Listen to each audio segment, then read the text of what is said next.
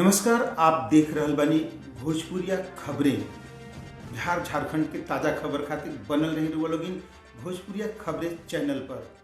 जे अब तक लाइक सब्सक्राइब नहीं कइले तो जल्दी से रुआ लाइक करी, सब्सक्राइब करी और शेयर करी। सारण में भइल भीमराव अंबेडकर क्रिकेट टूर्नामेंट के फाइनल मुकाबला जौना में छपिया के टीम मोरा मोरी के हरा के ट्रॉफी पर कब्जा जमा लेले। मसरत सारण से कन्हैया सिंह के रिपोर्ट के अनुसार क्रिकेट के फाइनल मुकाबला के उद्घाटन बनियापुर विधायक केदारनाथ सिंह, कौलापुर पंचायत के मुखिया पप्पू सिंह, बीडीसी दिलीप महतो आ सरपंच अनिल सिंह संयुक्त रूप से कैलन।